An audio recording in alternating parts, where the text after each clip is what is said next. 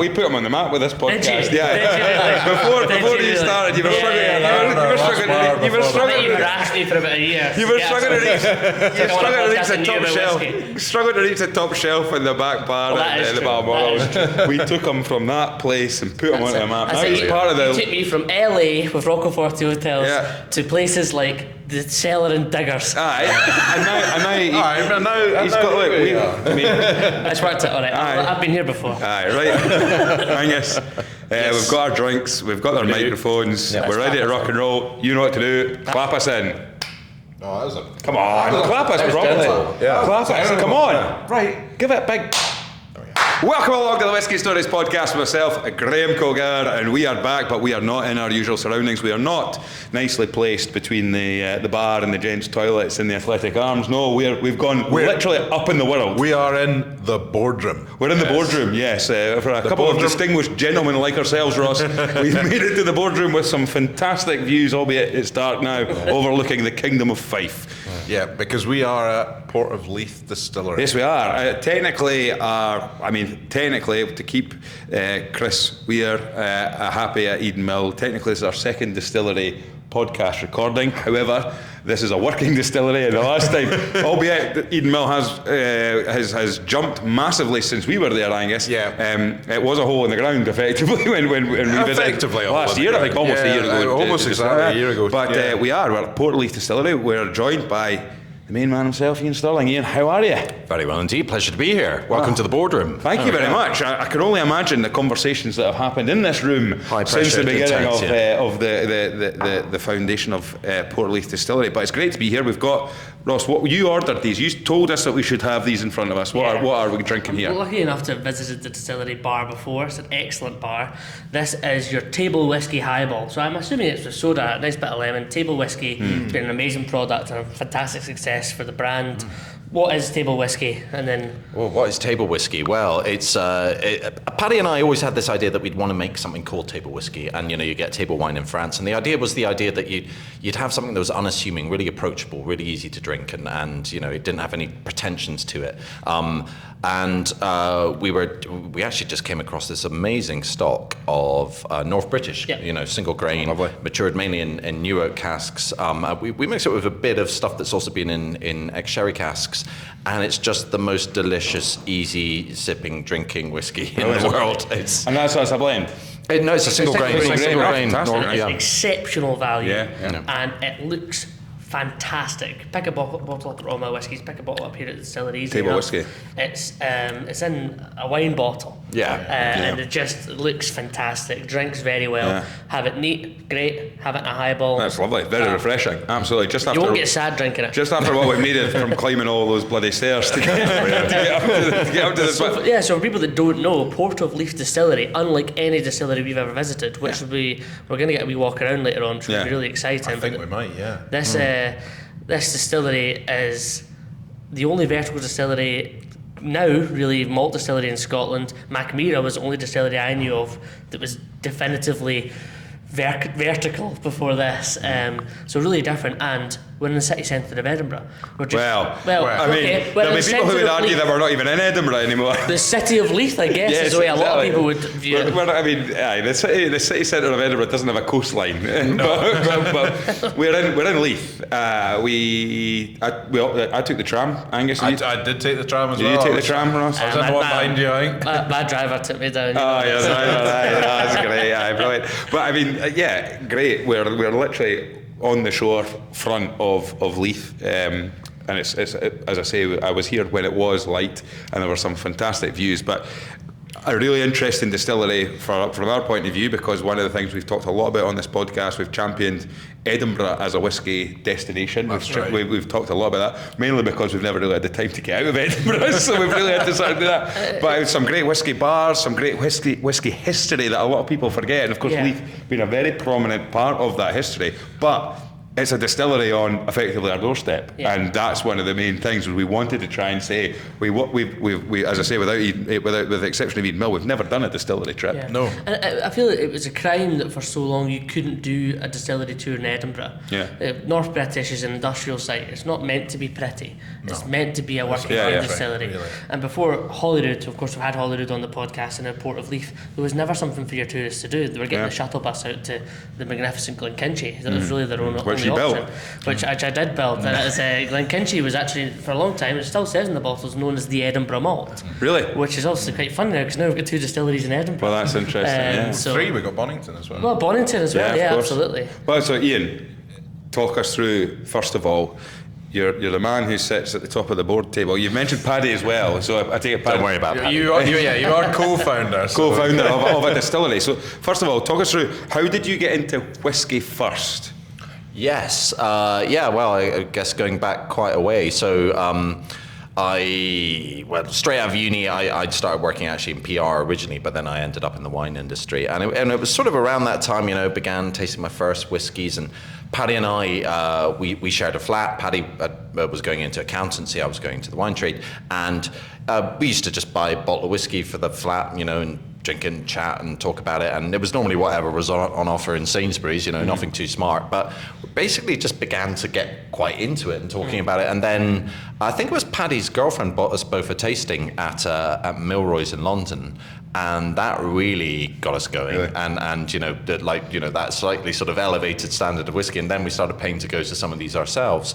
And then we got deeper and deeper into it, and I think it was sort of 2013 when my wife was pregnant with our first child that Paddy and I spent the summer actually just having a go at making whiskey ourselves in his back garden. It was the time you're drinking for 2, so... Well, I guess it was some sort of crisis before fatherhood. I had to do something. So, yeah, it was a sort of 10-year kind of dive into whiskey. It was a very slow process, but then it got really out of hand. So during the summer, presumably, you had a little still and you were just playing around trying to distill spirit. Is that the case? Not more ambitious than that, exactly. Yeah, we found a little 40-litre still that we bought from Portugal and imported, and it's a bit of a legal grey area distilling. Without a license. Distill responsibly. Well, indeed, but this is quite interesting because just to connect it to something else. Years and years ago, I went down to, I was in Cornwall, and it was Tarquin's gin. All right. And Tarquin himself, they told the story that he just kind of had one of these small stills and just started playing around, putting in different, obviously, ingredients. Gin's a completely different kettle of fish to whiskey, but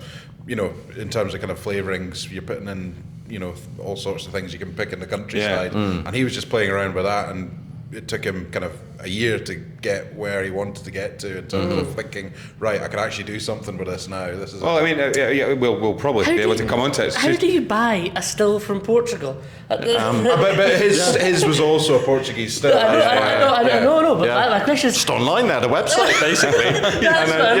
It was as simple as that. And what wasn't hard was buying a still was easy. And then for your mashing equipment and stuff like that, we used a cool box essentially as our mash tun, so we could control the temperature. And you have a big muslin bag, and we put our malt in that, and basically dunked it in like a tea bag, and that was the mashing. That was the mash tun. And then from a brew shop, we bought just a fermentation bucket, with a valve on the top. We bought some brewer's yeast, chucked that in, and let it ferment for a while.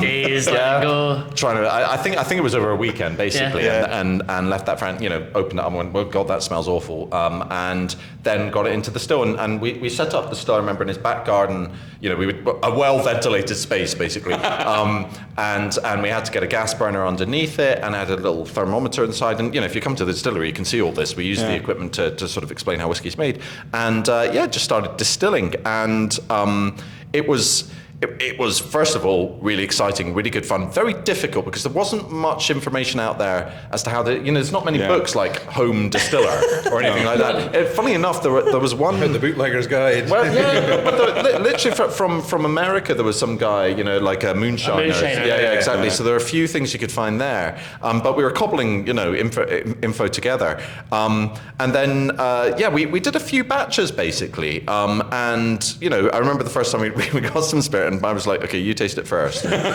like, no, you do. Well, it's almost like, I mean, this is a terrible reference, but it's the Simpsons episode where he makes the flaming Homer. No, and he goes, it passed the first test. I didn't go blind. I always love that line. Yeah, it always stayed with me. So literally, as I was looking at it, I was thinking of that episode, I think.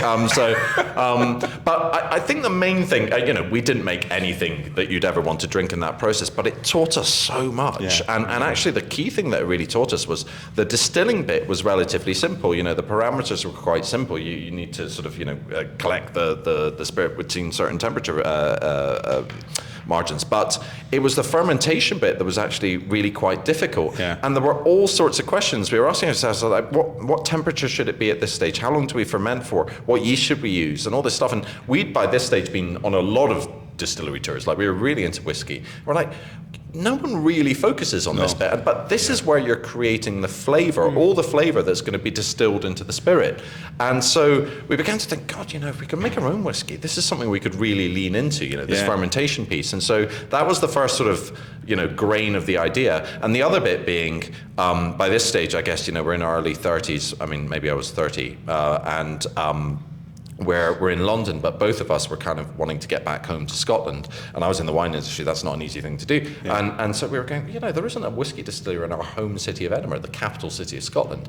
And that in itself feels like a business opportunity. So it was kind of the two things of like distillery in Edinburgh, fermentation focus, we've got a product idea, a bit of a business concept, and of course that the last piece is starting a new whiskey distillery is obviously notoriously very difficult. You've got a massive cash flow hurdle. You need loads of money to build a whiskey distillery, then you can't sell anything for years and years. And Edinburgh could be the answer to that, because you get 5 million tourists a year coming to Edinburgh. As you were saying, there weren't Glenkinchie was the nearest distillery you could. I mean, there's the Scotch whisky experience, which was amazing. Which is fantastic. But still there was an opportunity for an actual distillery experience, we thought, and so that could give the earlier revenues, and that could give quite a distinctive business plan to put in front of investors, and so it's those three things that set us off on this road. Well, Angus, sorry, Ian's just made you and I look so lazy. Oh, yeah, I know. Because we've had a couple of folk. We've had the guys from Blind Summit. They're two good pals that decided let's get into whiskey, and they become bottlers.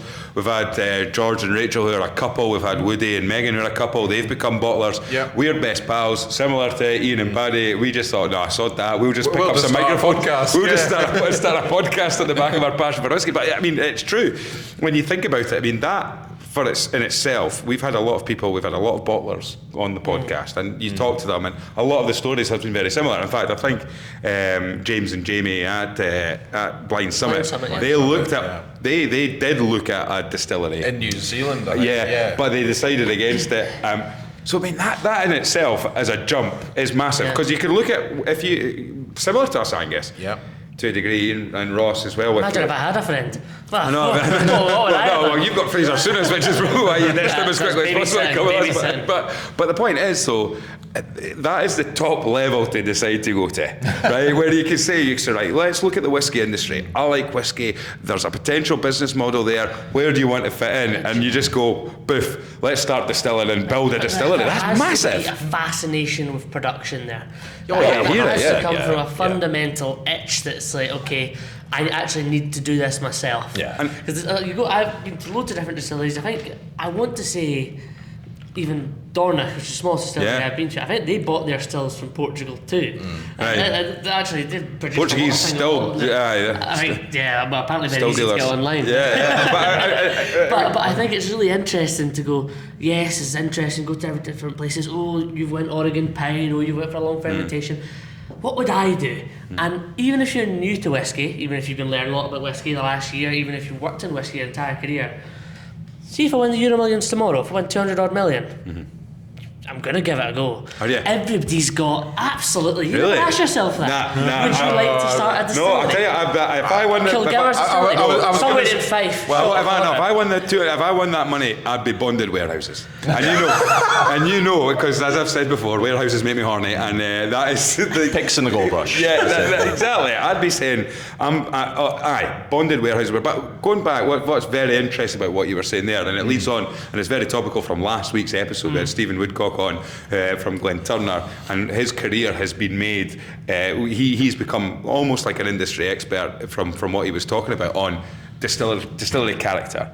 He talked about when he got the job interview with Distell, and the question he was asked was, if you were to strip the whole distillery back, piece by piece, and have to rebuild it, what would be your number one focus? And he said maintaining distillery character.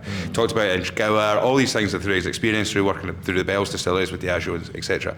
And I'm really looking forward to finding out about that distillery. But one of the interesting things that he said was when we were talking about the price of whiskey, and he said that the Scotch whiskey industry is so heavily regulated, which I'm sure we'll hear challenges that you've had to come through from that. And he said, but you've only got 3 main core ingredients.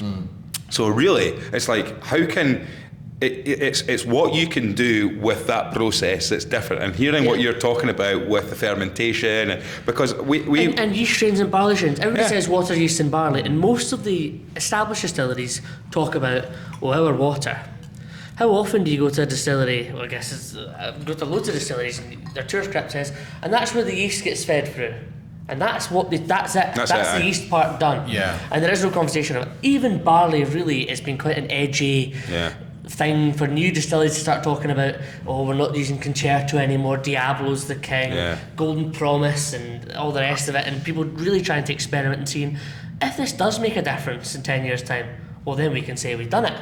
And if it doesn't, then we'll just call it water, yeast, and barley again. But the interesting thing is from the cynic side of things, is people talking about our water sources, what gives us our flavour profile and things like that. And we discussed it last week, and we've had the discussions loads and loads of times, is the 80-20 principle of production versus the maturation process. Once you take that and clear spirit and put it into the casks, surely that is what gives it so much influence. However, as Stephen rightly said last week as well, if that was as simple as that, why not just have one massive distillery in Scotland that produces the exact same type of thing and puts it all into different casks, and that's it, instead of having all the distilleries we've got. But is it a little bit of the filter through the heather patter that you can give to tourists and say, oh, see that burn out there that's been there since the distillery was opened hundreds of years ago, that's what gives us our flavour profile, versus actually no, it's adding the fermentation time in, it's the type of yeast that we're using. And is that how you looked at it then? Yeah, I think so. I mean, we knew so little, genuinely. We knew so little, and but we had this suspicion, I think, and actually, as we took this point about fermentation and began to reach out to other people in the industry about it, they said, yeah, there is something here, because actually, go back 50 years, distilleries used to have symbiotic relationships with the local brewery, and they'd go and pitch their, get a bucket of yeast from the brewery, and that's what they'd be pitching their fermentations with. And then over time, the innovation of distillers yeast happened, and it's amazing. Distillers yeast is actually a scientific marvel. It's like incredibly efficient and produces the maximum amount of spirit.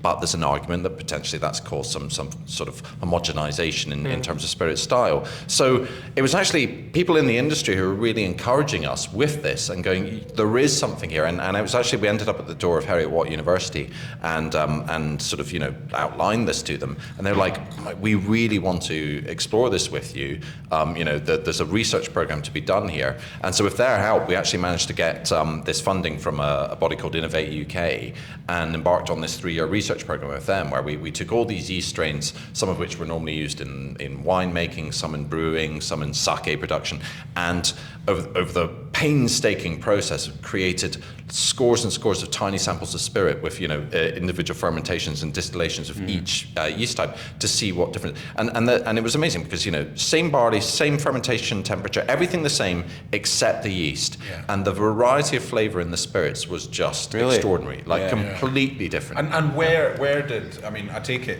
in that process as well, you probably had the standard kind of brewer's yeast, and where did that come in the spectrum in terms of flavour, or how did it compare with other things? Well, I would say you can make a very nice spirit with distiller's yeast. It's not to diminish it, but I think for me, the wonder of whiskey is the sheer variety that it's capable of conveying. And it's the same thing we had in the wine industry. And that to me, there's no point, there's no excitement in creating something unless you're bringing something new and interesting to the landscape. So I think going away from the path well trodden and looking for new flavour opportunities, and genuinely there's one yeast strain that we identified called Voskvik, which is a Norwegian alehouse strain. It's very expensive yeast, but the new make it produces, the spirit it produces, is just so unlike any other Unique. spirit I've ever tasted from any other You have to distillery. chase So- unique. You have to chase unique. And is that something you've used here? Yes, in yeah, Dutch? yeah. Right, so let's go to the point where you and Paddy now. I noticed that you mentioned Paddy, the accountant. I suppose it's always a good idea to get into one of these sort of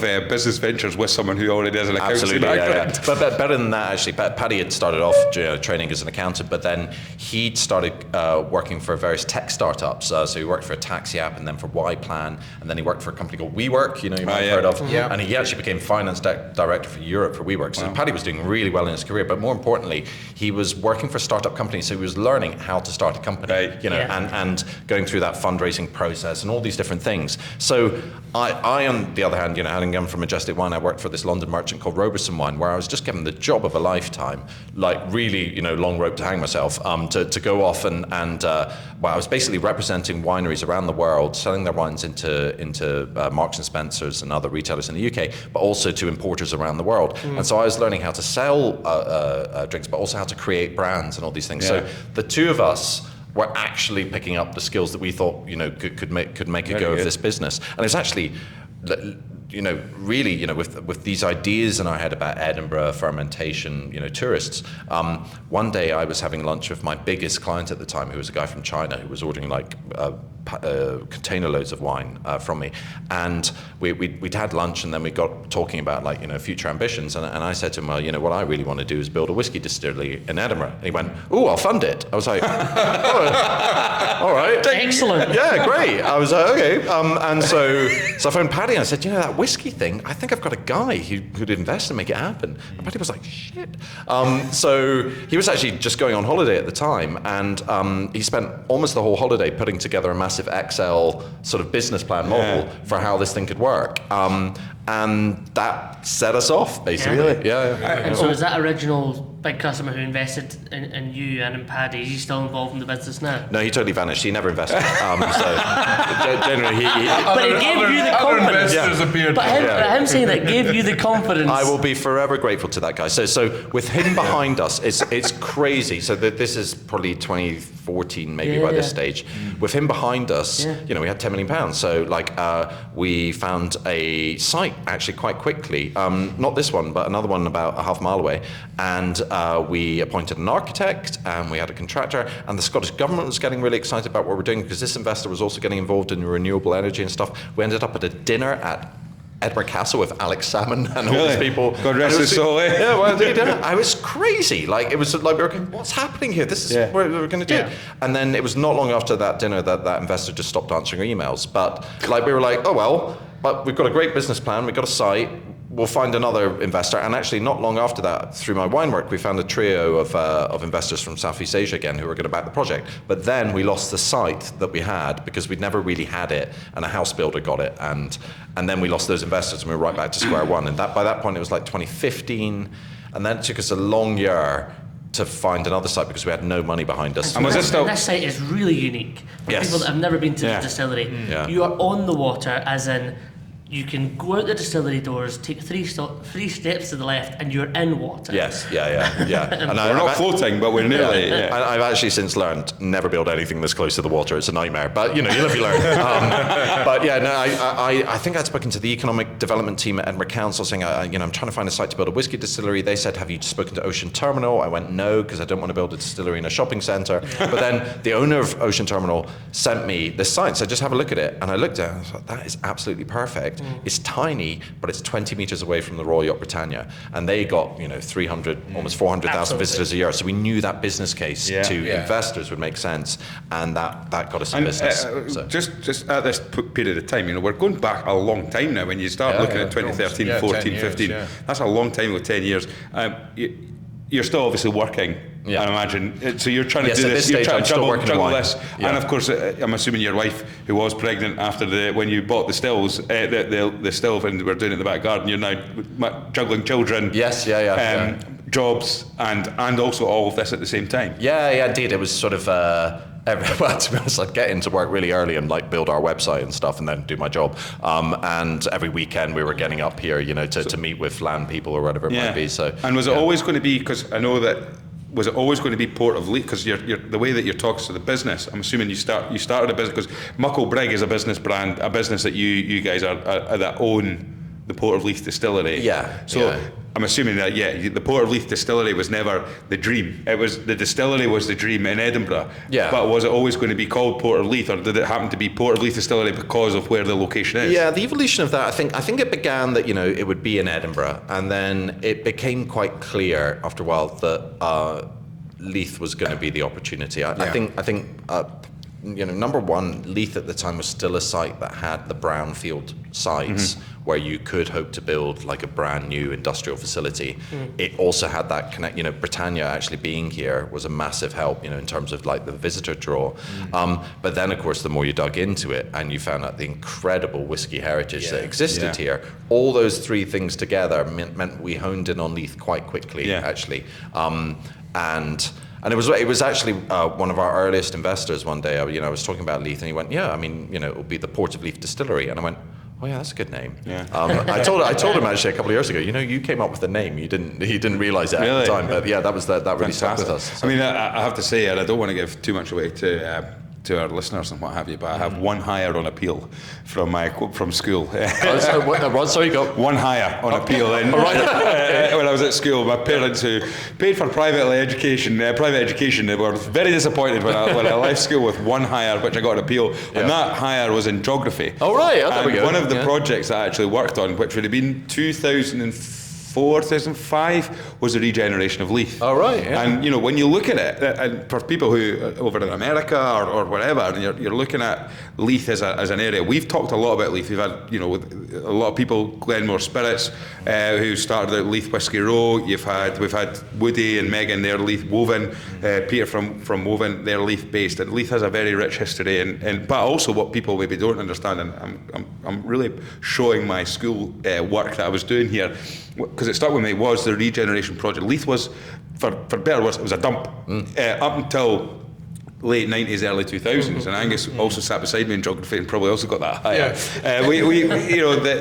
The regeneration project was massive, and when you actually look at it, at the time when you're talking 2014, 15, 16, it's not actually that long that the regeneration project hadn't finished. It was still ongoing. It was all about trying to drive people to Leith, drive businesses to Leith, and you then had the tram project that went on and on and on and on and on and on and on, but is now finished. But that was also about creating a connection between Edinburgh city centre and Leith as well. Yeah. So really, it was almost like the perfect storm as such. It was perfect timing. Yeah, I mean, when I was young, so in Edinburgh, so the 80s and 90s, like Leith was absolutely down on its heels. You could wander around the harbour here, and you could go wherever you wanted because it was just basically derelict. And I genuinely remember as a boy looking at some of these like old rusting cranes and going, God, something exciting used to happen here. You had that sense. And my mum was Italian, so we came down to Leith very regularly to go to Favona Kroll and a restaurant down here.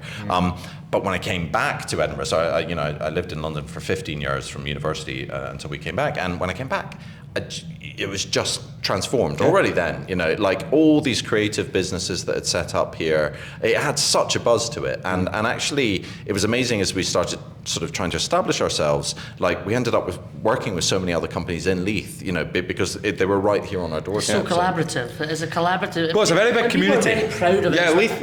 We kind of talked. There will be. I mean, ironically, 2 years ago, I actually worked for Port of Leith Housing Association. All right, yeah. And you get to know the people of Leith, and like I was kind of joking earlier, I was like, the city of Leith. There will be people that argue still to this day. No, I'm not from Edinburgh. I am from Leith. Yet people will say, and that tram project was so big because it was the point. Now, I think the best way people can actually gauge what Leith was like was through Trainspotting, the movie. I mean, it was. I mean, if you actually, it gave a reflection of what Leith. It was a very. You're talking about. You could just wander around. You might not want to. No, you wouldn't have wanted to. It was a sort of area that people did sort of say stay away. Now you've got the shorefront, and I think I think it started with businesses like the Kitchen, Tom Kitchen, Yeah. down here, and showing that actually this can be trendy. Yeah. And now it is the trendy part of Edinburgh. Absolutely. It is the forward thing. And a whisky like Hazel, Justine Hazelhurst, who's been on. Yeah. The whisky history that Leith actually has, Yeah. with it being a port, and I'm sure I can't remember what the number of what were, but there were only so many bonded. Sort of certified ports in the whole of the UK, and Leith was one of the biggest in the UK all these years ago. So all whisky going into all casks. Well, used to be there was Cooperages here in Leith. There was the Patterson brothers. It was the export really Yeah. of whiskey that was so huge here, and that was obviously casks going from across the country into Leith, thousands of casks departing, going off across South Africa, across the Atlantic. So, But even casks coming in, port casks coming in. Oh wine yeah, well casks coming in. this is of course the other side of it. Port casks coming in. Sherry and all that kind of I stuff. guess that brings us to an It was a interesting. real hub in the kind of late 18th century, early 20th century for that sort of thing. Yeah, I absolutely. guess it brings us to an interesting point of products that you have released, although we're a year into Yeah. production. You've bottled plenty of liquid, but not so much Scotch Scottish liquid. What have you been bottling? Yeah. So probably one of the craziest things we ever did is our very first product that we ever launched was an Oloroso sherry. So that was back in 2017, I think it was. It was actually, we also launched a gin called Linden Lime, which has become a big massive part of our success. business. But actually, just before that, we launched our Oloroso sherry, and the reason for that was, I guess, partly feeding through my wine work. I loved sherry so much, and it plays such an important role in the whiskey industry. And as I discovered, as just talking about, actually that was all about Leith, because it was in Leith where you had the bonded warehouses, where the spirit merchants were maturing their spirit, blending and bottling it. And in the meantime, you had all the wine merchants who were shipping in, brandy from France. Port wine from Portugal, sherry from Spain.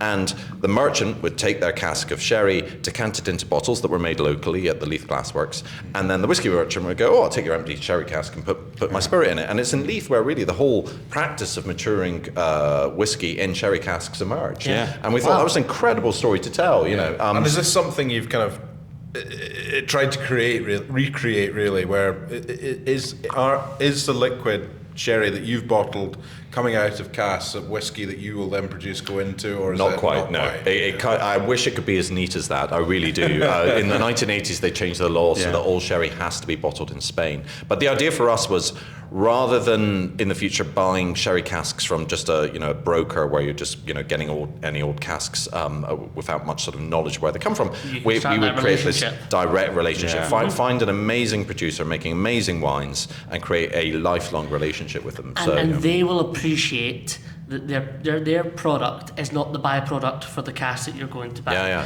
Their product is a product that you're proud to put your label on and sell, and then also have the byproduct of the wood, which I think there certainly seems in Jerez. They're making more money from casks than they are from the sherry. That's been the case for quite a while. Yeah. But I think I can imagine if your family is from the region, if you've always been a sherry producer, you're going to bite your hand off for that and say, we'd love for you to, of course, take our cask, but also celebrate the product. Well, I've got to hand it to Bodegas Baron, who we ended up working with, because, when we approached them, we were still a PDF presentation with like a few, I think we may have had one investor behind us, very small scale. They took a big leap of faith in working with us. But, I'm very proud today, every visitor who comes on a tour and tasting at Port of Leith Distillery will have a sample of sherry, it's part of our tasting on the tour, because we want to explain, this is sherry, this is how the cask is going to influence the spirits in the future. And they also have, because we then, a couple of years later, did the same thing with port. So we found a port producer whose casks we're going to use to mature some of our spirit, and we import their tawny port and we sell that as well. Brilliant. So you taste both of those when you come here. I remember going to a whisky show in the city centre of Edinburgh during the Fringe Festival. It was RBK had put it on. It was their first year doing it, and I seen this Port of Leith Distillery stand. I said, that's odd, they're not in production yet. And I went over and there was a Manzanilla, a port and an Oloroso for me to try, and I thought, well, regular listeners to the pod will know that I was delighted. Yeah. I do like a sherry, but also I didn't realise how much I like Manfanilla. Manfanilla is quite a sexy sherry. If you're into fortified wines. Sexy sherry. I tell you it is. It's nutty and citrus and all the good things. So Lovely. And I remember thinking, that is totally bonkers. Yeah. But you've got my attention. I mean, I won't lie, that was the game. It was actually about getting attention, because at that stage in the game, so much of it was just about getting attention so you could find investors. And for people to go, ooh, they're doing something a bit different. I won't lie, the Oloroso, it took us 2 years to sell enough Oloroso sherry to pay for the label design. Now, in actual fact, now it actually makes money. It genuinely does. But my goodness, it took a long time to pay off. I've got a couple of points here. First of all, I want to talk a little bit about that now. I can imagine that we've talked in this podcast a lot about the sort of new distillery scene, and it's great from a whisky consumer, because it's new whisky that we get to try all the time, and if you're excited about it. And one of the things, I'll be perfectly honest, was we talked about how our perceptions have changed, and I'll be honest, before I really got into really looking into whisky, before we started doing this podcast, I purposely avoided new distilleries, because there was this perception like, if they're new, it can't be any good. I'm just going to stick to the trusted brands. You were the audience. If you knew the name and it was recognisable, that's what you. Yeah, if I went to a whisky festival, which I had never been to one, but if I did go to a whisky festival, I'd be very keen to stay away from newer brands, because I'd be going, if they're new, it can't be any good. You go to the starting and say, I love your stuff. Stick to the brands I know. Yeah. But what I'm interested to know is that when you and Paddy are putting your business plan together and you're thinking about, right, we're going to launch a distillery and stuff like that, so are so many other people at that time. And were you looking around and suddenly seeing news of,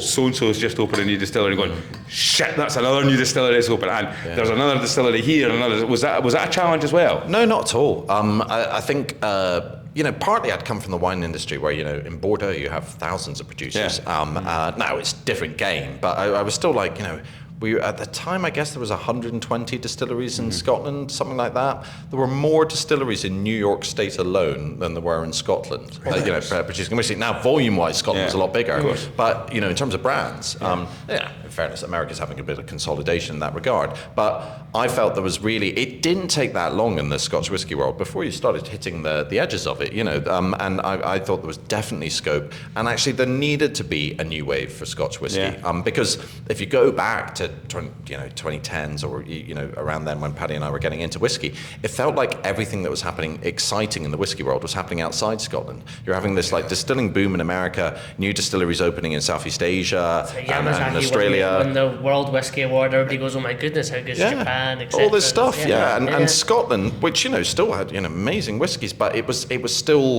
fairly static, and it really felt like there was an opportunity and a need, I reckon, for some new and exciting things happening there. So I think it's been awesome to sort of grow up with this new cohort of distilleries, and if anything, it sort of helped, I guess, prove the case to some of the investors. Well, if other people are doing it, exactly. And then when it, on you go if you want. Yeah, well, I was just going to ask, once you've obviously getting investors, once that's in place, once you've got the site, once you've got the architect, what are the kind of the loopholes, the challenges in terms of how do you get the kind of permission to say, right, you can build a Scotch whisky distillery and you can use spirit here? What's the kind of who kind of rubber stamps the legal side of it? I guess there's to go back a step in terms of the investment. So having lost these really big scale investors, we actually said, okay, let's stop this with the big ticket thing, and we said we'd raise the money incrementally instead. So we, having got this site, we raised £400,000, and we said with that money we will design the building, secure planning permission, and set up the gin distillery, and then we'd have something to show. And so that was the first key permission. We needed planning permission, basically. And then you've got a site with planning consent. That's got some value. And then you could carry on. And then fortunately, Linden Lime, our gin, did very well. Investors grew their sort of their belief in us, and we were able to raise the next $5 million. And with that, we could get to site. And we finally got to site in 2019, start construction, but then keep raising money. And so we had to basically, most of the last 6 years has just been raise money. That's all I was ever doing, was raising money. It's like a big episode of Grand Designs, really. Trying to build something Absolutely. reasonable at the same time, and you've had a kid during the yeah, process as well. And there was a few other things going on as well. Yeah, So it was, when did you break ground then? When was the so official it was break? right at the end. It was December 2019. One of our biggest challenges is in 2016 we got a lease on the site. First investment came in 2017, but then we discovered as we were trying to raise money, investors didn't like a lease. They wanted us to own the site, and so it took us about 2 years to actually get the purchase of the site through. So It was very slow. So this has been happening. So when was the moment that Paddy and yourself made the official? Like instead of let's just talk. Well, so what was? It probably was the meeting that you had with this investor that disappeared. No. I think it was 2016. So my son had just been born in the summer of 2016, and I said to Paddy, I'm going to go back to Edinburgh and just get on the ground, and because this isn't going to happen unless one of us is on the ground. And so I moved up in the autumn of that year, and I managed to get an arrangement with my company that I was sort of working for them from Edinburgh a little bit. But then that wound down, and to be honest, I had a year and a half where I couldn't pay myself a salary. You just had to sort of go at it. And it was finally I guess when that investment came in 2017. No, in fact, I didn't take a salary for a while then. It was only in 2019 when finally we got the next tranche of investment, then we could start paying ourselves a salary. So That's a long time. It was a long time, yeah. I mean, I was fortunate we had a place in London that we sold, and so I just paid myself off that, which is a really bad thing to do, but we did that and got through it. So and then that thing about the big. I do still think though, the process of raising that money, and in the end we raised about £20 million. Wow. From over 1,000 investors, and that was endless meetings with investors, just endless meetings with investors. But when I think the process of doing that was obviously very long, very slow, very stressful. But compared to the business we would have had with just taking 10 million from one guy, the ultimate consultancy, the ultimate sort of critique you can have on your business is running it through scores of investors, because each one of them finds a different thing about your business plan that they want to focus on, like your tourism plan, your construction, your whiskey forecasts, and every time it's being stress tested, and it just makes your business so strong as a result. It's the ultimate sort of MBA going through, all these different people.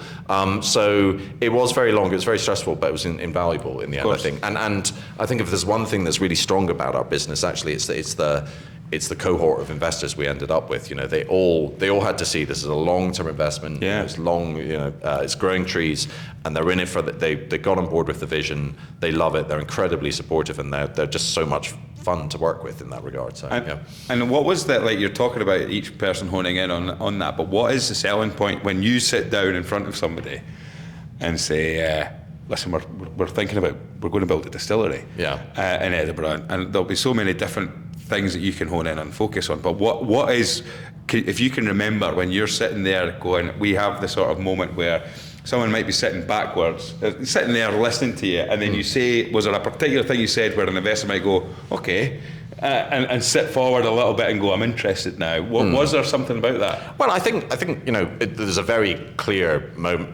division even before you get the meeting, where if they're interested in theory and whiskey, and actually we raised a lot of money going on touring America and meeting lots of investors out there. There's places where just the idea of having a stake in a Scotch whiskey industry, that alone kind of captures someone's imagination.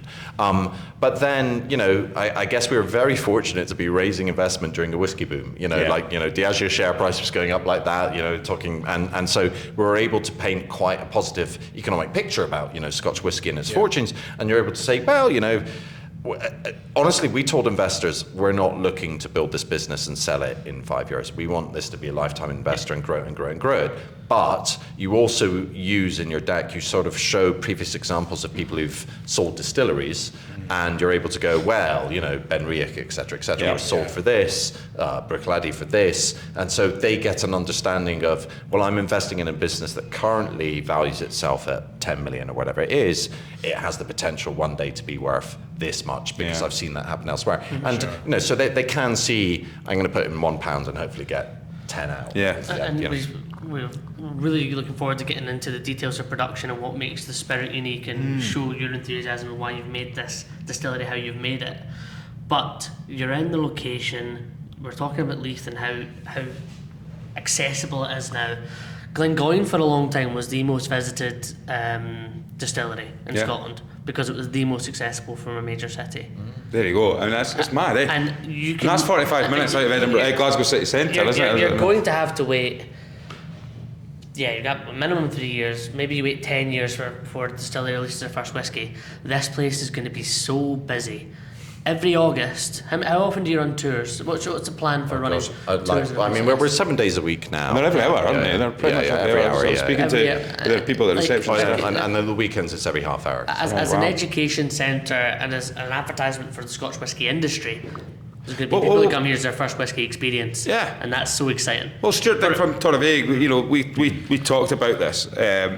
Whisky is multifaceted business now. It's not a production company anymore. You're not just making a product, and that's one of the things. And I suppose, and I can remember when the project was starting and the construction started, and everyone was saying that this is going to be a massive beacon of tourism in Leith, a destination, and that's what you have to work off, isn't it? Because ultimately, and I suppose from your business model, it's one thing to say we're going to make whiskey, and that's going to be a product, and that product will sell. But the other thing is that you could have done that, and you could have just been a warehouse and a little factory area, a little unit where nobody really knows where you are. Yeah. Instead, you're this massive tall building. You've got which we'll talk about. I'm sure you'll explain more during the tour. But you've got the sort of the uniqueness of being a vertical distillery as well. But also, as we were alluding to and talking about earlier on, you're on that. It's tourism as a market as well. So is there a balance? When you were making your business model, was there like it's 50-50, it's 60-40, 70-30 on tourism versus production, or is it always going to be, you're always a whiskey distillery, so you have to have the product, but at the same time, you're a tourist destination as well? Yeah, because it's not something every new distillery has done. There are new distilleries that have big gates, do not enter, and you can have a little peek over the outside, but you can't. And these are new distilleries that are opened up, so it's not something every new distillery is saying we're open to, people coming in. So it's. Yeah, I mean, the closed gates option is, very enticing to some extent, but you need an awful lot of money if you're going to do that, because you're just funding your whiskey production. We are spending, I don't know, just over £2 million a year producing whiskey. If we release a whiskey in 8 years' time, that's £60 million that we've spent making whiskey without selling a drop.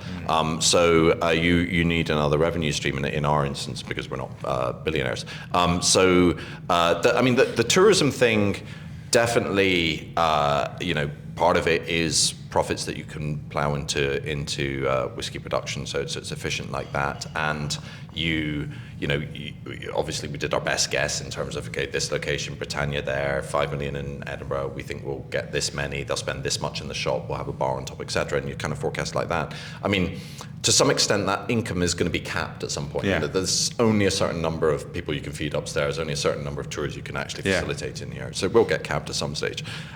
The whiskey, on the other hand, has the potential in the future to become far more significant in terms of a revenue stream. But I actually think the best thing about the tourism is that we've got this opportunity to become one of the most visited distilleries in Scotland, and therefore make a personal connection with so many people who've come here to see our story and learn about us, and that's invaluable marketing, really. Yeah. I mean, this building was very expensive to build. If we built that, found a nice rural location, built a nice distillery in a warehouse, it would have cost probably a fifth of the price. Yeah. But would anyone have heard of us? Where do you start? So the investment in this building. Anyone wanted to visit you? Yeah. Well, yes, yeah. So it was a huge investment in a production facility, but also a huge investment in a massive piece of marketing, basically. Yeah. We've talked on this podcast quite a lot about how when who were we talking about? There was a Scotch whisky experience, and we were talking about when the Johnny Walker experience decided to open up. It could even have been with Ali Baxter. It might have been Ali Baxter first time round, and we were saying about how did that worry. Was that a concern? And then Ali pointed out the Scotch whisky experience is owned by the whisky industry, and everyone was like, brilliant, because they're like, now you've got someplace else where you can go. So basically, the point of the matter is they know each other's going to help each other out. You're a tourist. You've come to Scotland and you want to do the whiskey thing, right? You walk in, you think, right, Scotch whisky experience, I'll go to that. You suddenly go, that was really, really interesting. I've got the core level of it. Oh, guess what? I know Johnny Walker, and the Johnny Walker experience is just a few miles away. I'll go to that. on top of that now, I mean, that's the other thing. Tourists can now look at it and say, oh, just jump on a tram and I'm 20 I'd like minutes. to see how it's made. That's the best way to educate. Yeah. Is to come and see and it. Ross, you know, we've had, I must admit, it's been something we should have done a lot since we started the podcast, but we've had so many people talking about the whisky scene in Leith. Yep. What's the really popular, the Nauticus? Huh? Nauticus bar. Great bar. Very well known for its whiskey, and people will tell you like. One of the top 50 cocktail bars in the UK. Yeah, and we've had so many. I mean, people have worked in Nauticus that have been on the podcast, Yep. and it's been an entry level into whiskey as well. Talked about the whiskey history in Leith too. You look at the bar here. You've got even modern in terms of whiskey industry. You've got Malt Whisky Society bottlings in the back of that bar. Massively Institute. Yeah. They've got 40,000 members globally. You guys have obviously just done the recording at Queen Street. Yep. That's a massive whiskey business. Yeah. Started in Leith in the 80s. Well, They've got Woven. Yeah. We've had Pete, the owner and blender of Woven, on. This is the thing about, I love coming to a place that is genuinely collaborative, clearly very proud of where they're from, because it's easy to put a bar in a distillery that's been open since the 1820s because you've got lots of liquid to put behind that bar. Yeah. But actually, you're kind of celebrating your neighbours, you're celebrating whiskey, you're celebrating flavours, and actually, this is a great place to come. Even if you're not a hardcore whiskey person, Yeah. come and learn about whiskey. And like, yeah, it's a great place to see. And do you know what? I think that probably no better way than for Ian to actually Take us round. show us around, and actually let us see what it's like in this distillery, and for people who are interested in coming along, what they can expect to see. Absolutely. Off we go. Right, let's go.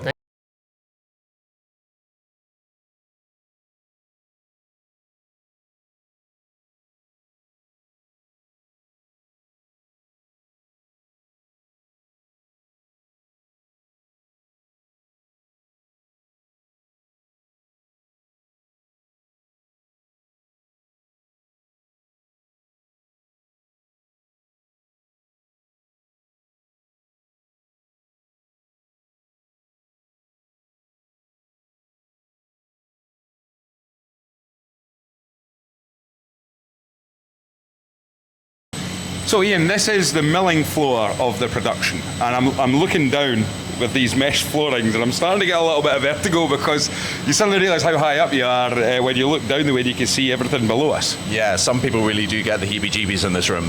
So yeah, we're kind of in a 4-story void, and this is basically the production bit of the distillery. So it's a vertical distillery, so you have to get water and malt up to the 4th floor, and then it works its way down the building, and you get spirits out the bottom. So we have a 27-ton, it's a 30-ton grain silo just outside here, and the malt gets lifted up. There's a little chain and disc mechanism in the pipe there that lifts the malt up and takes it over to our mill where it's milled. But I should say, first of all, I don't know if you can see behind us the map there, yeah, that shows where our malt comes from, just out in East Lothian, just outside Haddington. Yeah, East Lothian barley, fantastic. Yeah, indeed. Well, we wanted to try and have a strong provenance angle there and try and make a whiskey of where we're from as much as possible. It's keeping this the food miles as low as possible. It's just going from Haddington to Alloa and back to us, so that's just 90-mile round trip, which we think is amongst the shortest food miles of any distillery. And although we're not really doing this yet because we've got plenty of other things to occupy us, in the future that means we can talk into how our grain has grown, what kind of varieties of barley they're growing, species, etc. Yeah. Fantastic. We often have a little bit of debate on the podcast about Fife barley. I'm adamant that Fife barley is the best barley in the world, but I mean, and in terms of mileage, if they still had the hovercraft that was going across from Kirkcaldy to Leith, then you'd have even less bring it on. We need one of them. We're maturing our spirit in Fife currently at Glenrothes. So, there you go. So that beautiful Fife climate. Yes, there you go. Very well. There you go. You got a wee bit. Having worked in the only distillery in the Garden of Scotland, East Lothian, obviously I think the best barley is in East Lothian. So I think you've done very well there, Ian. Fantastic. And when it comes to the challenge, and so we talked earlier about the way that the distillery started and the journey that you guys have been on. But when you decide, let's make a vertical distillery, and then when it comes down to the point of actually building a vertical distillery and then having to go through, well, wait a minute, how do we get the water up to that level and things like that? Do you start scratching your head going, why did we ever bother thinking about this in the first place? Well, to be honest, in terms of like the process design, it wasn't that complicated. Right. You know, Excellent use of ultimately. gravity, I guess. Well, yeah, you use a bit of gravity. To be honest, you do still need quite a lot of pumps. You know, Yeah. there is a bit of pumping here or there. I mean, we probably have fewer pumps than most distilleries. That's definitely true. I mean, I should say the reason this is vertical is 100% because we had a small site. We never set out to build a vertical distillery, Right. Okay. but we wanted to be in central Edinburgh, a small site, so the only way to build was up. But we have found, you know, now a year into production, that it actually has lent itself quite well to our whiskey production. One thing you'll also find, we got far less air handling than most distilleries. You know, distilleries get really hot, but because of the verticality of our building, we have this natural heat dissipation. So up here is about 8 degrees warmer than down at the still floor. You know, the heat immediately rises up to here. It gets really cold. You're going to be cold in your t-shirt. And that's actually giving some sort of character to our whiskey, and it's great for our fermentations. We can pitch our fermentations at a higher temperature because they cool so quickly with the ambient temperature. So the verticality has had some unintended consequences and is actually giving something to the character of our spirit. And distillery DNA, distillery character is what we talk about whenever we get a new distillery on. Yes, you don't have whiskey yet. Listeners are going to be a little bit patient, but you can already see you're going to have something that's unique, something that can't be recreated. Somebody can do the same fermentation time. They can do the same size of stills if they wanted to. Yeah. You can't recreate this. I've never been in a distillery like this ever, and all I do is distilleries. Well, so we're in the milling area, am I right? So Yes, you said that right. Now, I think it was Stephen. No, it was not Stephen. It was Jake Adcook who gave us the umfdom. Which is to try and remember the process of whiskey. So umfdom is, milling, mashing, fermentation, distillation, maturation. There you go, eh? And see, it's funny how Rolls that off made the you tongue. remember. That made me remember. Yeah, that would be really confusing to me. For me, that is an absolute nightmare. So we're on the, what floor are we on here? Fourth floor. Fourth floor. So, Yeah. so this is the starting process then? Yes, So yeah. this is the starting This is process. milling. Yeah, This is milling. Yeah. So And the other thing you have here are these water tanks, the process water tanks. So, you know, you need a lot of water to make whiskey, and we are plumbed into Edinburgh's finest tap water. But we also, when we were building the distillery, we drilled a borehole underneath us. So that goes 120 meters underneath the building and tapped into our very own water source. Wow. Fantastic. And it's perfect, soft water, perfect for fermentation, and loads of it. So, Brilliant. so yeah, it's just getting those things up here, ready to work their way down the building. Amazing. Fantastic. Angus, make sure you don't put your hand in your pocket and drop any of your loose change. Because if it goes down these floors, it's going right the way to the bottom. But it is, so the next floor down then, what's the process going on under there? Umfdom, we got the mashing. There you go. Yeah. So we can actually see. This is bonkers. It is wild that we're standing above it. Yeah, It really absolutely. is quite strange. You Yeah. can see down there. Well, These are what we can see down there. They're mash tuns, and I take it. No, those are They're- washbacks. Those are washbacks. Yeah. The mash tuns in the middle. that direction. Yeah. You're going to Yeah, see. I It's was actually going to say they're not very big for mash tuns, but then it makes sense if it's yeah. not So the actually mash what tun I'm is looking at. actually directly underneath the grain hopper there. So so that's a great. Well, what I'll do is we'll do a wee tour actually. I'll grab the camera. And I'll do a wee bit of we'll talk about, because people want to know about what. So what we got? makes So it unique. these are our water tanks right here then. Yeah, exactly. Process water tanks, and you've got your hot liquor tanks, and then down here we've got this is actually a heat exchanger as well, so the capturing heat from the process. And then here we have our mill, and so that's where the barley works its way along these pipes and into the mill. That's where we grind it, always checking the consistency of our grist. And you can see some of it here because the distillers always have to check that it's coming out right. Essentially, sometimes different batches of barley have different sizes and they're producing different grist sort of ratios, so we have to keep an eye on that.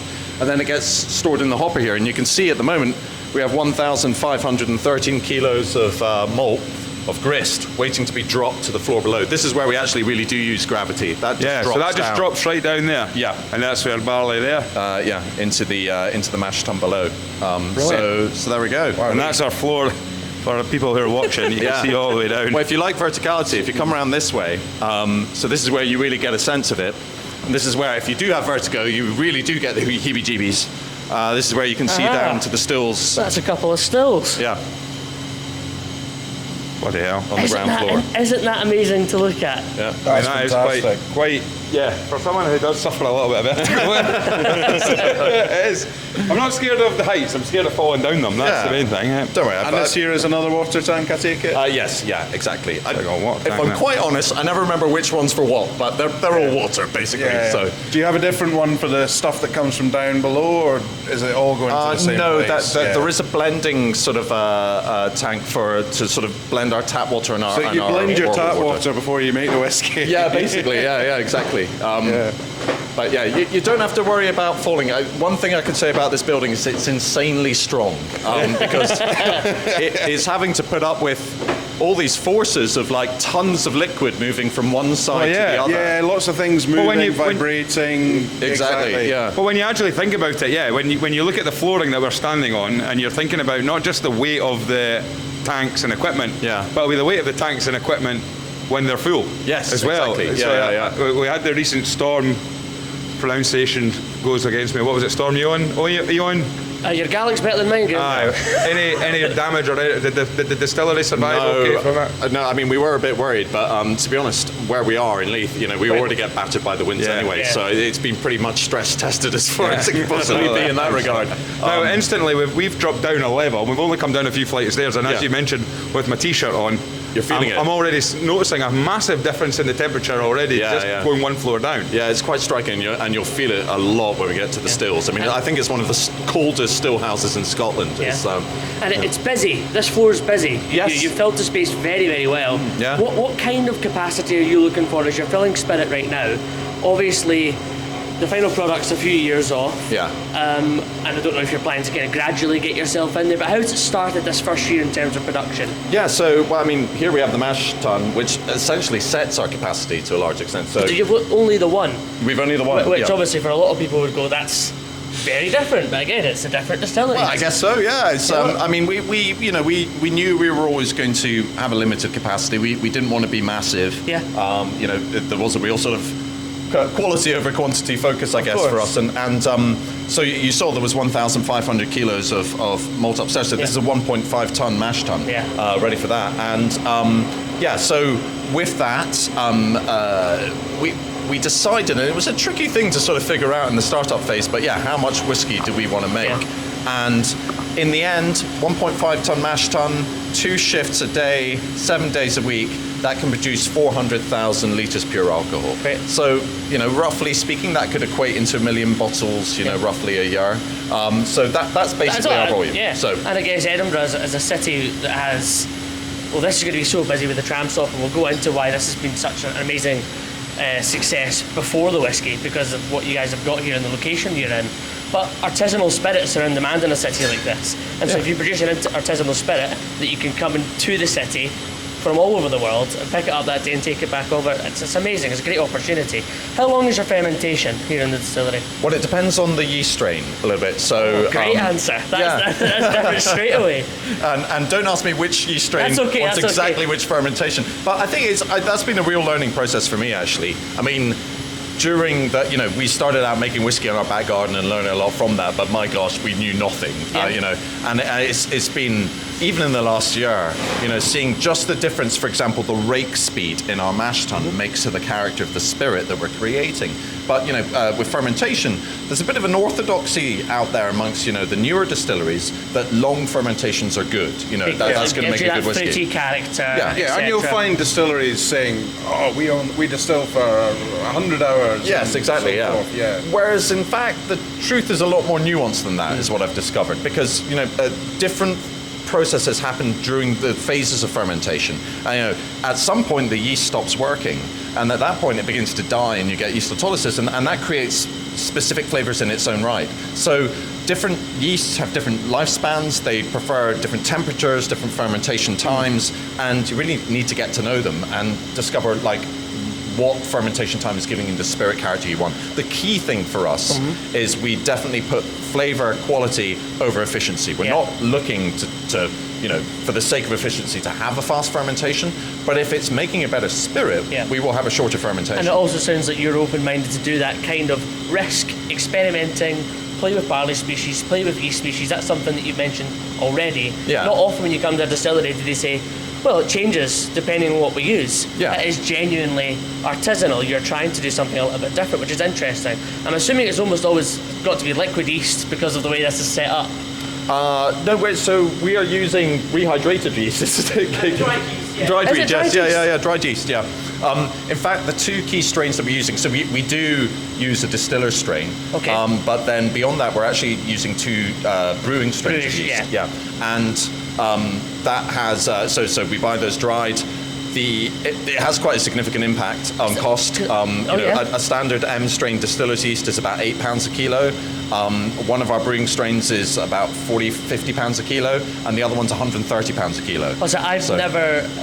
You go to any, larger distillery, it's brewer's yeast, and you're told, of course, it's brewer's yeast because it's consistent and it's what we're used to.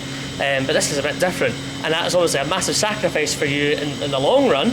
But again, potentially very exciting that could come from that. And we've got no doubt after a year of working with these things, and we did this research program beforehand. We're really excited about the spirits that they're producing, and that's definitely one of our key points of difference, and something that we're so excited about how that whiskey is going to mature in the set. Because we really wanted to create a distillery where it's made in the distillery. Yeah. I know a lot of people sort of can see new make spirits as a blank canvas, and it's all about the cask. For us, it really is about the spirit character. It's something we've had blenders on, we've had operators on, we've had whiskey makers, very rarely distillery owners, but you sound just like an operator or a blender to me. You wouldn't want to drink anything I made. But it's something that people are always discussing. How influential is the cask? The cask is as influential as you want it to be, is my opinion. Yes, well, I hope so. And so what we like and what we've really discovered from different backgrounds in whiskey is finding a nuance and distillery profile is where you get your favourites from. And that's exciting because you want something that's different. So that sounds like you're going to have some really interesting, beautifully inconsistent, consistent spirit. Something a lot like our distiller with some of those words. Yeah, absolutely. Yeah. But I mean, really, there's so many levers that you can pull. We spoke about the barley. That we'll work on that in the future with the farm, the yeast, the casks. But really, for our first year, more than anything else, has just been learning what spirit does this distillery make. Yeah. Because actually, you design the layout. You've got this verticality. You can't fight your equipment, really, to a large extent. So actually, when you turn it on for the first time and you start making spirit, what does it produce? Yeah. And only once you've sort of set that sort of base layer, that can you begin to start tweaking things and sort of adapting from there. So that's really been the story of 2024 for us. It's just learning what's the DNA of this building. What does it make? And has the seasons and the weather, for example, in the winter, has that changed? It has an impact. It has an impact. I mean, you see around us in the walls, you've got these black panels on the walls. Those are louvers. And we've got them all around the building on every floor. And it's one of the reasons why it gets so cold in here. It's a very well ventilated space. And that means that depending on the direction that the wind's blowing really affects the temperature in this space. Isn't that interesting? Yeah. So, if you've got a typical southwesterly is one thing, but then a northerly just blows through like anything, and you really, really feel it. And so actually we've got 7 washbacks around here, and the ones in the corner over there on certain days will get really impacted because of the wind coming through the distillery. So the weather really can has a very significant impact. And I know there will be some people that listen, because we have a lot of industry listeners, who will be delighted to hear that kind of thing, because they get really nerd out and stuff like that. Some people are like, what the hell are you talking about? I mean, that's just the kind of thing that just adds to the kind of the character and the lore of a distillery. 100%. These kind of, they've got these washbacks that have a different thing because of the wind, and I guess at some stage we'll have to do a special edition washback number 7. You probably will. Yeah. You can do this with that's it, the Wednesday edition. Whiskey is getting busy. I only drink Port of Leith whiskey from the washback number 3. Exactly. Did you mention something about having a farm as well? Did you just? Well, we don't have our own farm, but we work with a single farm. So you're a single estate barley, exactly. That's exciting too. Yeah, no, it's awesome and quite a unique relationship, I think, and one that we're not leveraging right now. The Clark brothers who run Upper Bolton Farm, they make beautiful laureate barley. They've got fantastic climate there. The range sort of shadow of the Lammermuir Hills, and it's a fantastic growing landscape. it's something that we intend to leverage in the future. You know, you can't do everything at once. Of course not. I think it's something a lot of new distilleries are looking at. Can we do? Obviously, it's different. You're in the city centre, but a lot of people are trying to do single estate production, single estate. Fertigranner growing trees and barley on the distillery grounds now to try and do that whole, that interesting product. And our Beaky are doing a lot of different variety of barleys that have only been growing on their farm, and they can point to the field, etc. Exactly. Look at somewhere like Loughley as well. Oh yeah, great example. Great example. There we go. Well, right, it's getting too hot up here. We need to go down. Sure, let's have a look this way.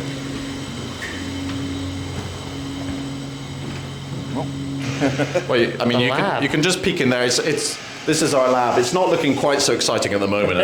It's really the key thing here is just analysis of the spirit that we're making. But in due course, we intend to get like a pilot still in there. If there's one thing we learned from our research into yeasts, it's like how much more there is to discover. So we want to keep those trials going. Keep experimenting. Exactly. Yeah. That's the idea, is to just never stop learning, experimenting, and evolving, essentially. So come back here in 6 months a year, it'll look a little bit more labby, if you like, but it still is one of my favourite rooms to go in and sniff whatever's come off the still that week. A few interesting looking sample bottles. Indeed. That's exactly the kind of thing we'd expect to see. And it was very exciting. I think it was back in the summer we got our first cast samples back from the warehouse as well. Wow. So you're seeing the first colour in the spirits. Kind of exciting. 9 months old or whatever.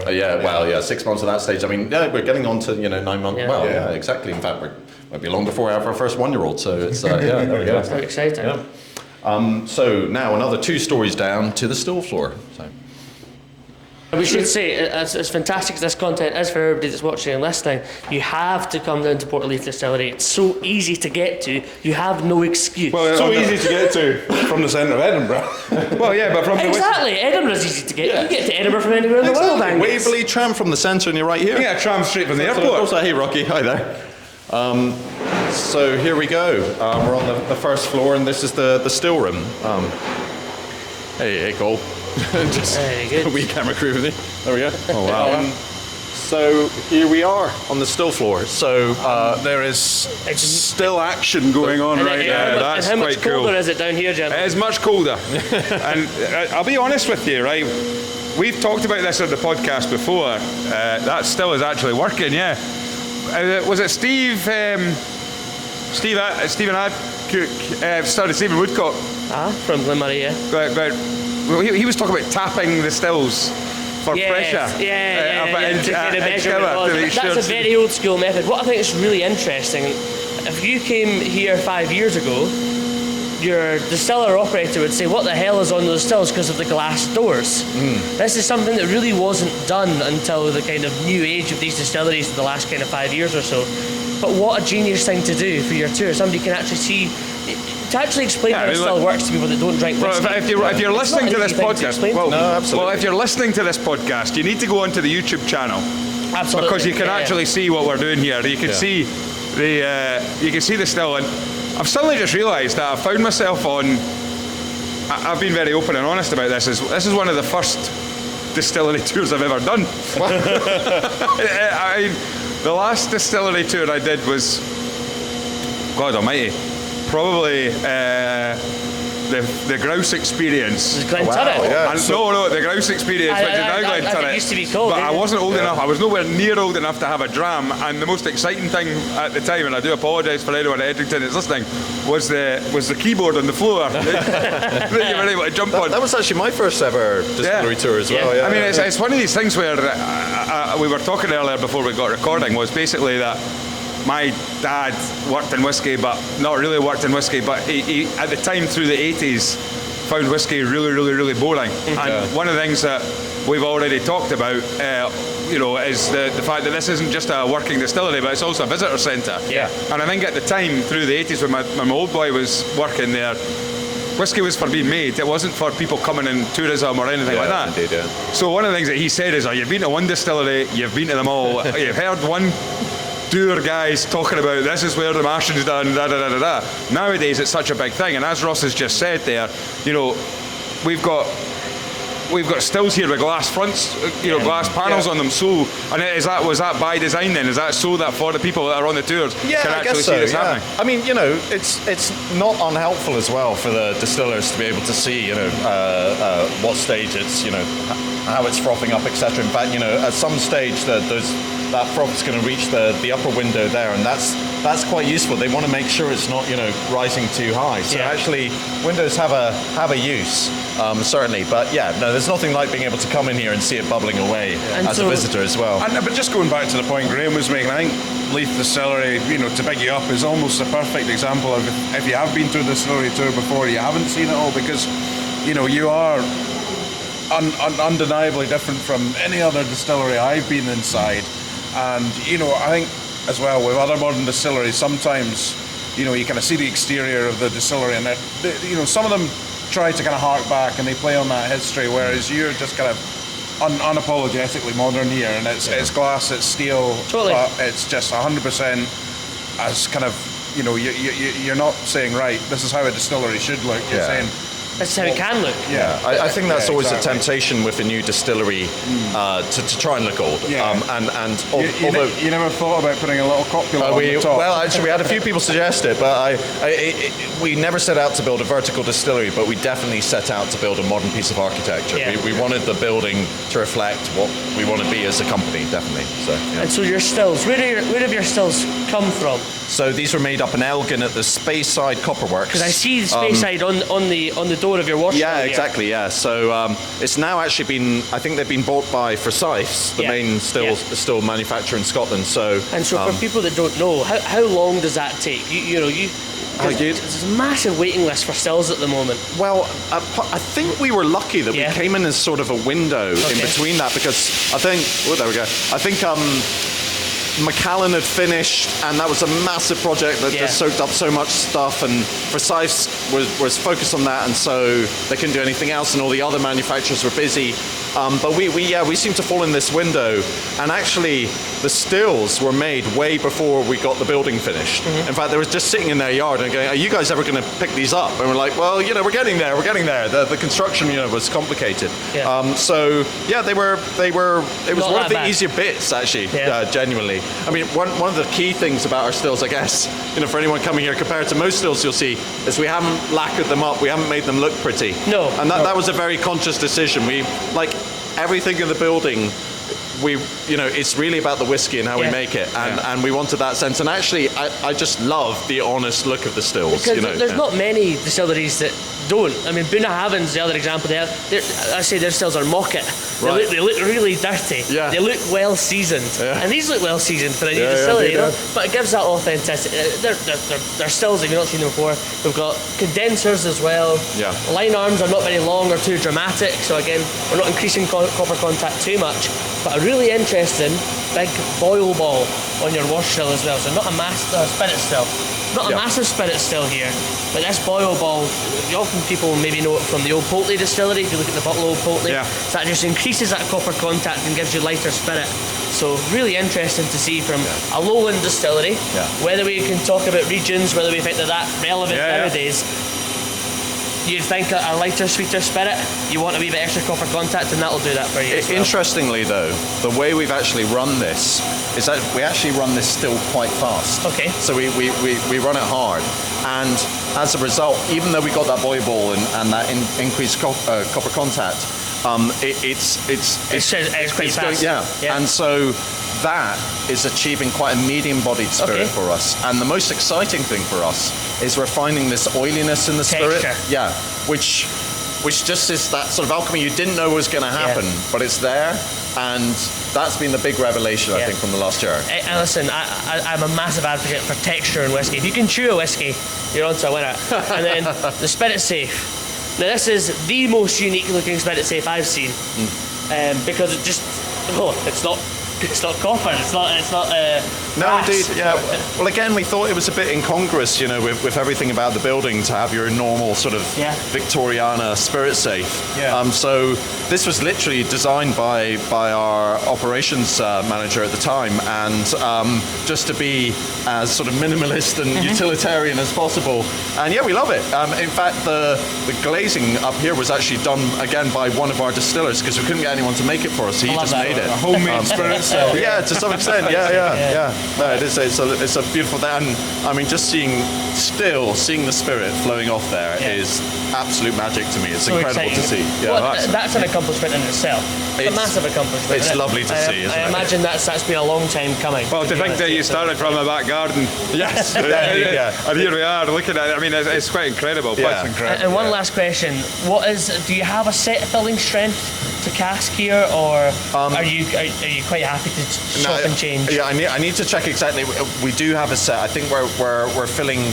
And I should know this better, but I think it's around 65%. Okay. So yeah, we wanted a slightly lower filling strength. But yeah, I'd probably need to check that with Dave exactly where we are. It's one of those numbers that never quite stick to me. So. Well, all this up and down the steps has got Angus pretty thirsty now. We do know that friend of the podcast, Simon Smith, was part of the curation for the bar area. Yes, I think it'd be quite nice to pop up there and have a look if that's at all possible. Yeah, sure. So we're now standing above the bar area. Yeah. So this is a spillover for the bar. You do probably that vents up here and stuff as well. Yeah, exactly. They're just setting up for a private dinner tonight, and this is the bar mezzanine. So you're on the 9th floor of the building here, the very top floor. And you're looking across. I mean, it's evening time now. During the day, it's stunning. And all you can see is beautiful Fife. Yes. The pretty lights of Fife. Aye, the kingdom. This is a great new addition to the Edinburgh bar scene. Yeah. There's not just a whiskey bar either. It's a full cocktail menu. You've got your local pilot brewery on draft down here as well.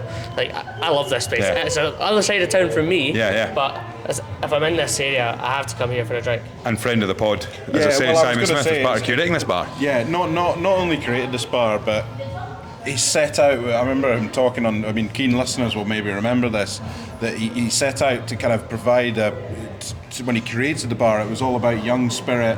It was all about really nice whiskies with kind of lower age statements if they had them, and that was the whole kind of ethos of the bar. Setting out to create. And that was part of the discussion that we had. I mean, that was over a year ago now that Simon was talking about this, and I think one of the things that we've talked a lot about, and the perception of whiskey and perceptions within whiskey. And I think there is people that will say like, if it's under 10 it can't be any good. And the thing is, we've seen such a burst of new distilleries coming through. Producing quality spirit. That's it. And I think that's what Simon was saying, is that it'd be very easy in a whiskey bar to have a nice back bar with 18s, 21s, 25s and north of that. And of course, I'm sure you probably do have some absolutely fantastically aged whiskey. But at the same time, you have to remember that for the next 10, 12, 15 years, you guys are going to be promoting young aged whiskey. Yeah, and trying to encourage people to say, look, it's not about our non-aged statement whiskey. It's not about the number on the label. It's about the quality of the liquid. Yeah, absolutely. And I think we just saw an opportunity. Well, first of all, you build a tall building, you've got to put a bar at the top. But rather than making it all about our products, actually just trying to make an amazing whiskey bar. And there's so many places to go and have the greatest hits. There's if you want those aged whiskies, etc. There's no shortage of fantastic bars to go and do them. So we thought, let's try and get something quite distinctive in that range, and we're part of a new wave of whiskey, and so we wanted to celebrate that here and actually make it not even just Scottish centric, look at some interesting whiskies from around the world. Brilliant, just people who are doing really interesting things, but particularly like trying to think about who's doing something interesting with barley, who's doing something interesting with fermentation, what's a really interesting example of this cask finish and those pieces, and it's amazing fun. I mean, this is really the bit, it's a long time until we're going to have our single malt ready, so for the time being, this is the sweetie shop for us, and it's so much fun. No, absolutely. What we should also say is that this is your first bar. Well, yes, indeed. I probably jumped the gun a little bit and told you about our ambition for the second gun. We have to get, dot the I's and cross the T's, but central Edinburgh location is coming. So there's plans of that. And I think that, I mean, we've talked about it with other people that work in whiskey, and we talked about it earlier on about business models when you're trying to get into the whiskey industry. And when you look at trying to keep a distillery running, it has to be through other avenues of. You can't just suddenly wait and say, right, we're going to have a whiskey in 3 to 5 years' time, and also, as you've alluded to earlier as well, is that not necessarily it's not going to be as soon as you start having a 3-year-old whiskey that it's going to start putting bottles out. It could be a case of, and we've seen that with other distilleries. One of the things we talked, Daft Mill, for example, I don't know, much smaller scale in terms of distillery size and production and location and what have you. But one of the great things that they did was just, that's not ready yet. And we'll just hold fire. And what was it? This is almost like kind of the catchphrase of the new distilleries: our whiskey will be released when it's ready. Absolutely. But I mean, that is kind of the challenge, because for your financial planning, you need something in your spreadsheet that says, this is when we will release a whiskey. But ultimately, you do want to be product led, know. And I won't lie, there may come a time in 6 years' time where we're really feeling the pressure. We go, we need to sell something. That may be the commercial reality, but. The endeavour is always to be product led and make the very best product you can and release it when it's ready. But what you are selling is casks. Yes, indeed. Casks are for sale. So if you really wanted a taste of the spirit you're making in 3 years, the only way to do it is to actually just buy a cask, isn't it? I mean, that's a very effective method. Yeah. In fact, there's two things you can buy a cask, which I would argue is a very sound decision if you were to do that. But we also created something called the Quality Control Division, which is quite unique, cool. and it's sort of our version of a founders club, if you like. Okay. It's based on the fact that Paddy and I, when we went around distilleries, you always look in the lab, in the blending room, and all those samples from casks, going, I want to taste those. And so we created a subscription whereby every year you start off with our new make in the first year, then you get the 1 year old, the 2 year old, the 3 year old, the 4 year old in 200ml bottles, and each one is made with a different yeast strain. So you're following the evolution of that yeast strain. And it was just that journey that we as whiskey fans would have loved to go on, and so that we've created as. And there's something really nice about that if you're in at the ground level, pardon the pun, on a massive story building like this. Yeah. But I mean, from that point of view, then how can people do that, and how can people what does that cost? What does it cost for being in the quality control club, but also getting casks and things like that? What's your cask offering for 2025? So 2025 we haven't quite launched it yet. Okay. We just polished off 2024. So 2025 will be there'll be bourbon casks and sherry casks available, and we just have to figure out how many we can make available. And what Discount Whisky Stories podcast listeners will be able to get. Well, I mean, that's really holding back the release at the moment. It's a tense negotiation. But then the quality control division, you've got two levels of membership. You've got analyst and archivist.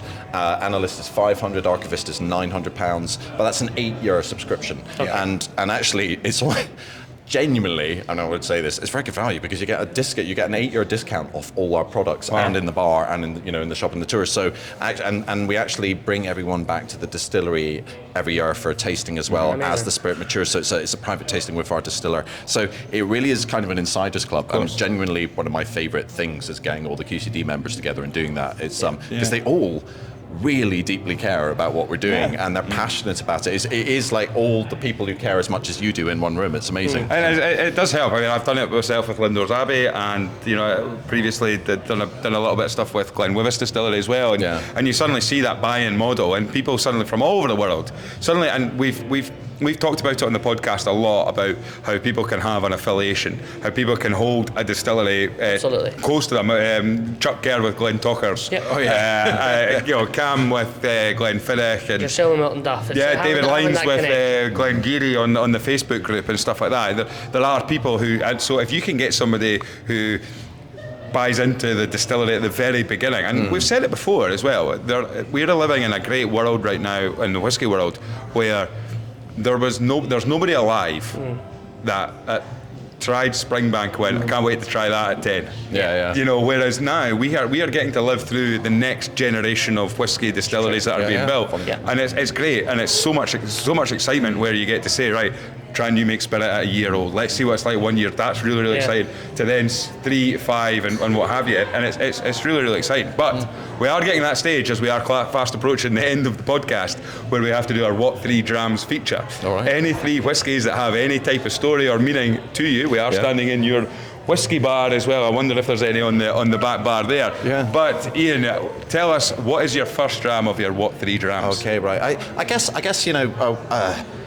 I kind of think of whiskies in terms of like where I was and what happened and stuff more than the spirit itself. So I'm ashamed.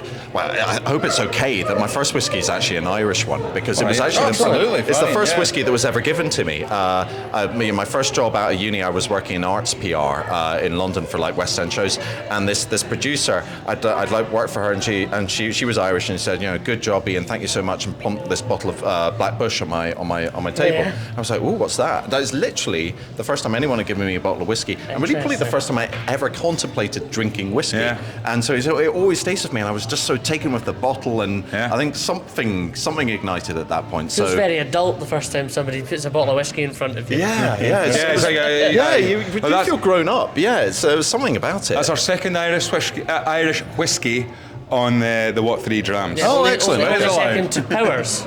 No, third Irish whiskey then. Oh, really? Powers from our Conor O'Keefe. production at Holyrood. Yeah. Jameson from Team Slange. Oh, they did it because of John Jameson from Alloa. and Clackmannishire Whisky Festival, and now Black Bush with yourself. There you go. Okay. And I managed to do that without having the little book in front of me. By the way, Yeah, good work. There we go. That's a good story. And, so there you go. So that was your first one on it. So second one. So that's when I was like 2021. So shoot forward to maybe I'm 28 by this stage. So I'm working in Majestic Wine on the shop floor. I was got into the wine industry, and I'm learning about wine, doing all my exams, learning about the complexity of wine, but also Paddy and I are going to tastings at Milroy's, and I remember there's one whiskey, and I think it was the Scottish Liquor Company or something like that. Okay. I don't know if they still exist, but they were bottlers, and I think, I'm not sure of the distillery, I think it was an Aberfeldy, but the key point about it is it had been finished in a Trockenbeeren Auslese cask, which is a German and I always just love saying, say that again? Trockenbeeren Auslese. And I remember just, God, this stuff, like the complexity, I was getting like so many different flavors from one spirit. I was going, this is alchemy, this is magic. Yeah. That was really my moment when I really saw what whiskey was capable of doing. Yeah. Because I was fortunate in my wine job. I was getting to taste so many great wines, and I love wine very much, and it is capable of great complexity, but not to the extent that Scotch is. And so that's a German wine cask finish then? Yes, exactly. Yeah. So what was the Schleyer's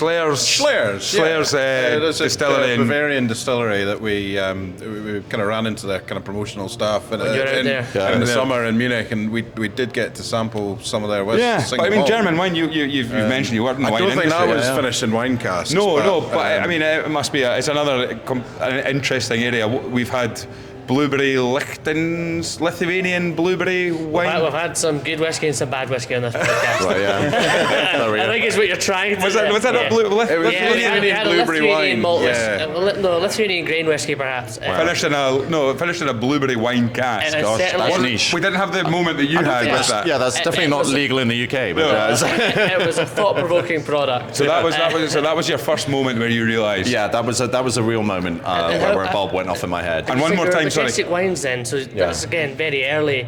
Yeah. So it must have been maybe your first experience with using different casks in Scotch as well? I guess so, yeah. I think until that stage, overworked and underpaid in London, Paddy and I were buying whatever was on offer in Sainsbury's, and suddenly we're going to Milroy's and tasting interesting. Yeah. Fantastic. A whole step up. And one more time, sorry, what was that cask finish there? Trockenbeeren Auslese. Oh, super. But that accent is uncanny. I'm looking forward to watching you try and write that down. It's so satisfying to say. And then, my final one is an easy one. It's Bruichladdich, the laddie. And it's just a company and a whiskey that's meant so much to me. When Paddy and I first put together our business plan, we actually reached out to Mark Rainier, one of the guys who re-established Bruichladdich, and had a meeting with him. And he said, "Yeah, fine, I'll meet you." And we had lunch, and he just tore our plan to shreds over the course of an hour. Going, "Oh, you're mad! This is stupid! This won't work!" And this company, Mucklebrig, it sounds like something from Harry Potter, and you look like Harry Potter, and all this stuff. And it was just insane. But at the end of the meeting, he said, "You know what? You might be on to something." And then a couple of years later, I met his business partner, Simon Coughlin, at a conference, and Simon actually became a massive mentor to us, and actually we'd meet all the time. He'd give us advice, became an investor in our business, and Bruichladdich was, I think, that on the cusp of that new wave. They really set the tone, and so I also do genuinely love the spirit they create, but it's a company and people who mean an awful lot to me, so that's an easy one. Fantastic. Well, Ian, thank you very much. It's been an absolute pleasure. getting to come around here and see the distillery. It's my first distillery tour since I'm the legal age of drinking. That's crazy to me. It really is. It's mental. But thank you so much. First ever honoured. First ever distillery podcast in production. In production. Okay, But thank you so much for coming along. Pleasure. For people that are wanting to keep up to date with what's going on at the Port of Leith Distillery, how can people find out what's going on? How can people find out what's going on in social media and online and things like that? Yeah, I mean, at Leith Distillery on Instagram, and then through our website, we're actually getting quite good at sending emails out these days and telling people. And genuinely, there's lots of very cool events happening at the distillery this year. So do come. We did an amazing Burns night, activated the whole building. Wow. It was so cool. There's going to be more of that to come. Brilliant. Well, thank you so much for having us. Don't forget, guys, if you've enjoyed listening to this, you can watch it. You'll get to see. That is the immersive experience on our YouTube channel. You'll be able to see us actually looking at stills and milling and washbacks, everything like that. It's been fantastic. The Whisky Stories Facebook group is absolutely popping off. We've had loads of people from your comments, Ross. We have you put up who would you like to see and hear from on the podcast. Production. We've got Sandy McIntyre got in touch on the back of it. Brilliant. Right, we've had Sandy McIntyre from Tamdu getting in touch on the back of that, so it's great. Loads of people. You'll find us on Instagram, Whisky Stories Pod. Keep passing the pod. Keep liking, sharing. Thank you very much for listening. Thank you very much for having us. Slàinte mhath. Cheers. Cheers.